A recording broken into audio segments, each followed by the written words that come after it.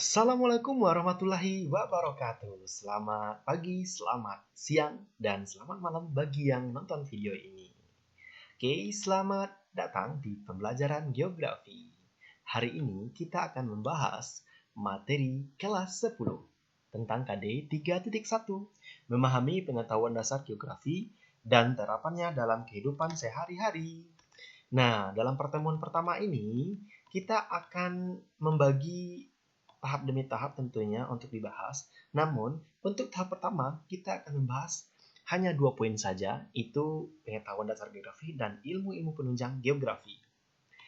Nah, ada tujuan dalam pembelajaran kali ini. Nah, biasanya tujuan kita kan tatap muka. Hari ini kita belajar dengan menggunakan sistem daring, baik secara sinkronus maupun asinkronus. Nah, jadi peserta didik mampu memahami pengetahuan dasar geografi dan terapannya dalam kehidupan sehari-hari. Oke, kita lanjut ke materi kita. Menurut kalian, apa itu geografi? Nah, geografi itu berasal dari kata Yunani. Ada 2 kata. Ada kata geo dan ada kata graphian. Kalau geo itu adalah bumi, sedangkan graphian itu adalah lukisan. Nah, menurut kalian, apa itu geografi? Ya, jadi geografi adalah ilmu yang mempelajari tentang lukisan bumi kah? Yuk, mari kita simak pengertian menurut para ahli berikut ini. Yang pertama, menurut Eratosthenes. Nah, jadi geografi adalah ilmu yang melukiskan tentang bumi. Istilah geografi disampaikan oleh Eratosthenes atau Eratosthenes ini bisa dibilang sebagai bapak geografi. Nah, pada hakikatnya, geografi adalah ilmu yang mempelajari tentang alam, geosfer, kehidupan, dan interaksinya. Eratosthenes ini adalah seorang ilmuwan Yunani yang pertama kali memperkenalkan istilah geografi pada tahun 200 sebelum Masehi. Nah, menurut beliau, geografi berarti ilmu pengetahuan yang melukiskan dan menggambarkan keadaan bumi. Yang kedua, itu ada Claudius Ptolemeus. Nah, beliau mengajukan metode baru dalam pembuatan peta, termasuk proyeksi dan pembuatan atlas. Dalam karyanya berjudul Geographic Syntaxis. Jadi, si Claudius Ptolemeus ini telah menciptakan sebuah atlas, atau disebut juga dengan namanya Atlas Ptolemeus. Nah, Ptolemeus adalah pengarang beberapa risalah ilmiah. 3 diantaranya yaitu ilmuwan Islam dan Eropa. Yang kedua, ada pengetahuan geografi. Yang ketiga, ada sebagai adaptasi astrologi, horoskop, filosofi alam Aristotelian. Selanjutnya, ada Bernhardus Verenius dalam karyanya yang berjudul Geographia Generale. Beliau membagi geografi menjadi 3. Yang pertama, geografi absolut.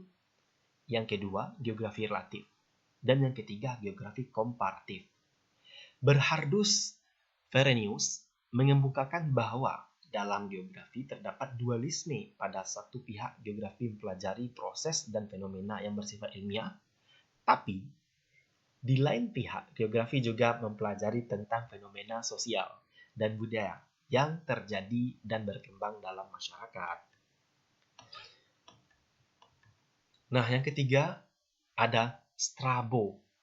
Nah, si Strabo ini mengerat kaitkannya dengan faktor lokasi, karakteristik tertentu, dan hubungan antar wilayah secara keseluruhan. Terkenal dengan konsep natural attribute of place. Jadi, si Strabo ini adalah yang memperkenalkan konsep natural attribute of place. Jadi ingat saja kalau Strabo itu mengembangkan konsep natural attribute of place.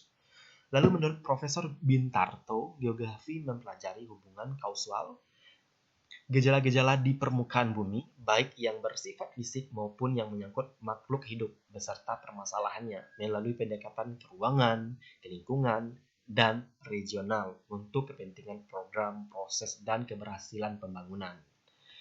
Oke. Kita lanjut, itu ada beberapa para ahli yang mendefinisikan. Yang pertama ada Alexander von Barrhamble. itu 1769 sampai 1859. Maaf ya, tulisannya agak sedikit hilang. Ya, Alexander von Humboldt itu 1769 sampai 1859. Lalu yang kedua ada Armin K. Lobeck itu pada 1939.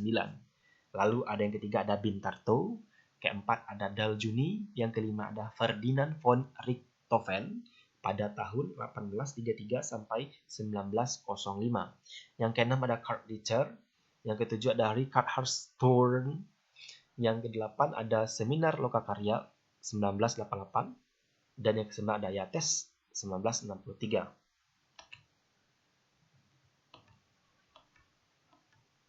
Nah, geografi yang mempelajari tentang gejala dan kehidupan di muka bumi, serta interaksi manusia dan lingkungannya, dan dalam kaitannya dengan hubungan atau susunan keruangan dan kewilayahan.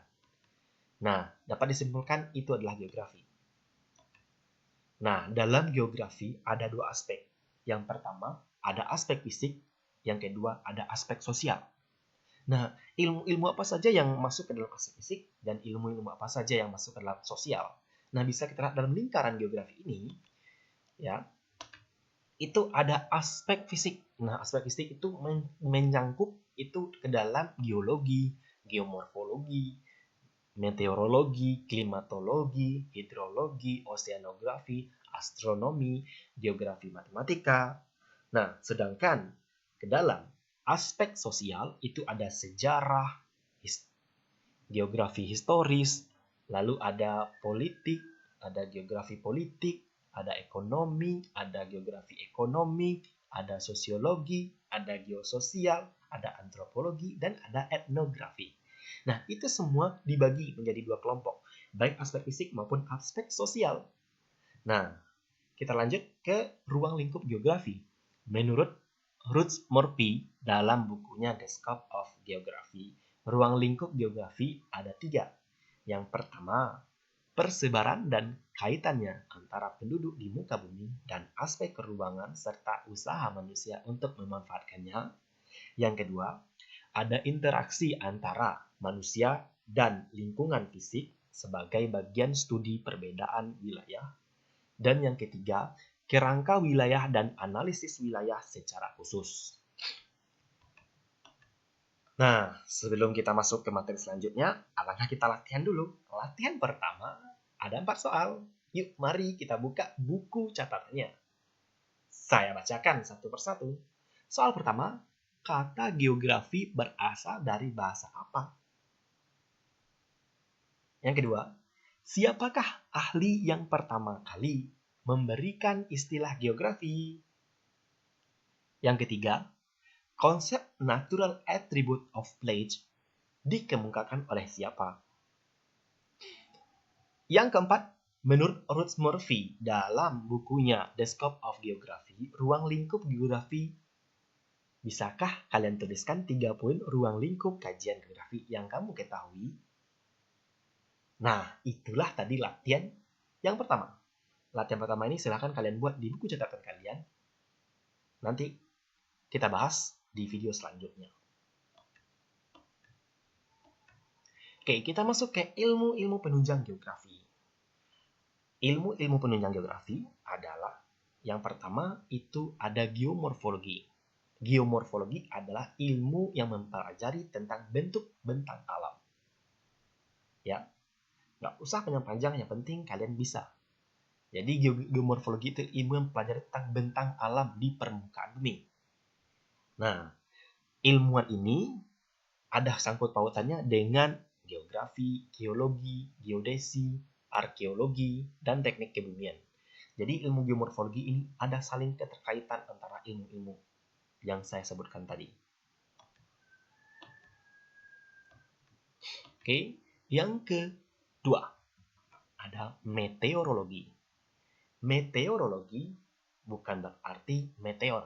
Ingat itu ya. Meteorologi bukan meteor. Nanti salah sangka ya, meteor mentang-mentang meteor namanya dibilang ilmu penelitian meteor, bukan. Jadi meteorologi itu adalah ilmu cuaca. Nah, jadi dia membahas tentang atmosfer, Lalu mencakup kimia atmosfer, fisika atmosfer, semuanya itu dibahas dalam ilmu prakira cuaca. Jadi membahas tentang cuaca, keadaan cuaca, semuanya ada dibahas dalam meteorologi. Bisa dipahami? Oke, kita lanjut ya ke ilmu selanjutnya. Ya, ilmu penunjang selanjutnya itu adalah klimatologi. Tadi meteorologi ya, sekarang klimatologi. Nah, kalau klimatologi ini itu mempelajari tentang iklim, ilmu iklim. Nah, jadi kalian harus tahu ya bedanya. Tapi kalau meteorologi tadi yaitu tentang cuaca. Kalau klimatologi itu tentang iklim, ilmu yang pelajari tentang iklim. Nah, bisa dipahami? Oke, kita lanjut ke ilmu selanjutnya, ada biogeografi. Nah, ilmu biogeografi ini cabang dari biologi yang mempelajari tentang keanekaragaman hayati berdasarkan ruang dan waktu. Nah, ini ada sedikit hubungan tentang cabang dari biologi gitu. Bisa dipahami? Oke, kita lanjut ilmu selanjutnya. Yang selanjutnya itu ada hidrologi. Hidro yang arti air. Jadi ilmu pelajaran tentang air.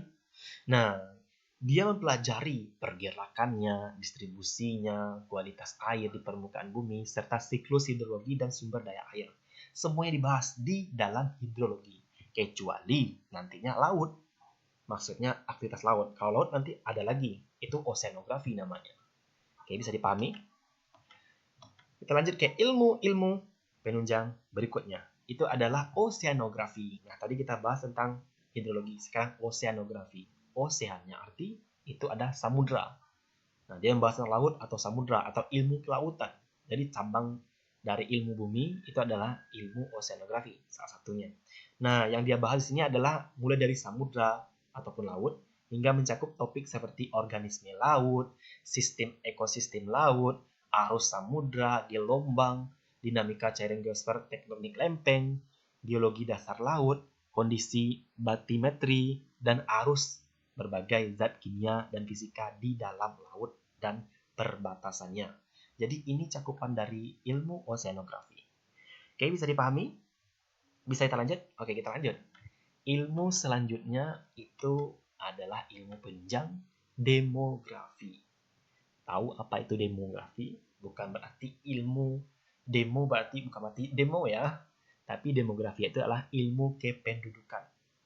Nah, ilmu yang mempelajari dinamika kependudukan manusia, meliputi ukuran, struktur, distribusi, penduduk, serta bagian jumlah penduduk berubah setiap waktunya akibat dari kelahiran, kematian, migrasi, serta penuaan.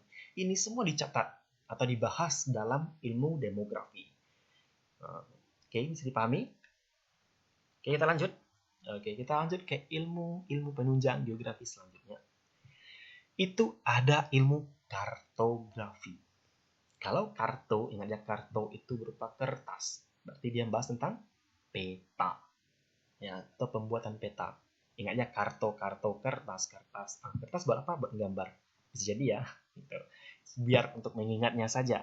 Jadi kalau ada ilmu namanya nanti ilmu kartografi, langsung aja itu ilmu yang tentang pembuatan peta.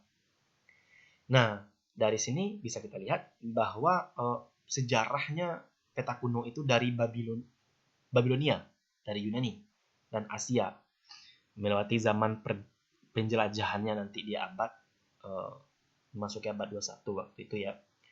Nah, orang menciptakan dan menggunakan peta sebagai alat penting untuk membantu mereka menentukan, menjelaskan, dan menavigasikan arah serta di seluruh dunia.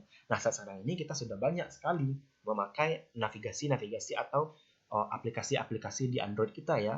Nah, kita lebih mudah dan gampang lagi untuk menjelajah semua daerah, baik secara negara maupun secara daerah kecil di dunia atau pelosok dunia. Bisa di searching atau di share atau dicari lah gitu. Jadi kartografi ini sudah sangat sekali ilmu penunjang yang sangat bermanfaat sekali. Kita lanjut ke ilmu penunjang selanjutnya, itu adalah pedologi. Pedologi itu ilmu yang pelajari tentang aspek geologi tanah. Jadi ini ada hubungan sangkutannya dengan geologi nanti sedikit. Cuman dia lebih spesifik kepada lebih spesifik pada morfologi tanahnya atau klasifikasi tanahnya. Nah, jadi lebih kepada ilmu tanahnya, dan atau selain ilmu tanah juga ada edafologi atau ilmu kesuburan tanah. Dia hanya membahas tentang spesifik tanah saja. Gitu. Bisa dipahami? Jadi pedologi itu adalah tanah atau ilmu yang mempelajari tentang tanah. Yang selanjutnya itu ada ilmu-ilmu penunjang geografi, selanjutnya ada geologi. Nah, tadi itu pedologi, sekarang geologi. Kalau geologi itu mempelajari tentang komposisinya, strukturnya, sifat-sifat fisik, sejarah, dan proses terbentuknya. Jadi dia mulai dari terbentuknya, sampai nanti proses komposisinya, lalu strukturnya, lalu sifatnya, lalu sejarahnya. Dibahas itu baru ilmu geologi. Tapi kalau yang tadi, kalau pedologi itu hanya membahas tentang ilmu tanah saja. Jadi beda, tahu kan? Paham kan? Beda antara geologi dengan pedologi. Kalau pedologi hanya membahas tentang kesuburan tanah aja. Unsur tanah oke, dibahas. Cuman dia tidak menyeluruh, tidak sampai ke proses pembentukannya gitu. Kalau proses pembentukannya dia sudah masuk ke dalam ilmu geologi gitu. Bisa dipahami? Oke, paham ya? Jadi itu bedanya. Dah, ilmu selanjutnya itu ilmu paleontologi. Nah, paleontologi itu ilmu yang mempelajari tentang kehidupan praaksara atau tentang studi fosil. Ya udah. Jadi membahas tentang fosil. Cukup itu aja cukup. Boleh, benar gitu. Tapi kalau ilmu yang mempelajari tentang kehidupan praaksara juga boleh. Atau ilmu yang mempelajari tentang cakupan dari studi fosil. Juga boleh. Jadi paleontologi ini berada pada batas antar biologi dengan geologi sebenarnya. Tapi ada perbedaannya dengan arkeologi ya. Kalau arkeologi itu karena paleontologi tadi tidak masuk kebudayaan Homo sapiens modern gitu. Itu yang arkeologi. Berarti kalau arkeologi itu yang lama. Sedangkan kalau paleontologi itu dari fosil-fosil yang jelas. Tapi kalau arkeologi itu sudah kajiannya paleontologi yang tidak masuk ke dalam kebudayaan Homo sapiens yang modern gitu. Bisa dipahami? Oke, kita lanjut geografi matematika. Nah, geografi matematika ini itu membahas tentang pengetahuan, pemikiran, dan pelajarannya. Itu sebelum disebut dengan ilmu hisab, adalah ilmu yang mempelajari hal-hal seperti besaran, struktur, ruang, dan perubahan. Itu dibahas, makanya disebut dengan geomatematika. Nah, kita lanjut. Yang selanjutnya ada geohistoris. Geohistorik ini adalah bumi dari sudut sejarahnya. Gampang kan? Geo, bumi, historis, sejarah. Jadi bumi dari sudut sejarahnya. Gitu. Sedangkan kalau ilmu geopolitik itu kondisi geo yang ditinjau dari politik. Kalau geo manusia itu mengkaji aspek manusia. Bisa dipahami? Mungkin paham ya? Kalau nggak bisa diputar kembali video ini. Oke, mari kita lanjut ke latihan kedua. Nah, latihan kedua saya tantang buat kalian semua. Ada 6 soal. Nah, menurut kalian, coba kalian cari atau kalian tentukan apa itu definisi dari ilmu penunjang di bawah ini. Yang pertama ada zoologi. Ayo, apa zoologi? Yang kedua, biogeografi. 3, botani. 4, sosiologi. 5, antropologi. 6, geodesi. Oke, bisa dipahami? Itu latihan kita. Nah, terima kasih sudah melihat ya video saya sampai habis. Alhamdulillah, mudah-mudahan bermanfaat nantinya dan bisa diaplikasikan dalam pembelajarannya nanti. Dan cukup sekian dulu. Saya akhiri dengan Assalamualaikum warahmatullahi wabarakatuh. Terima kasih sudah menonton videonya.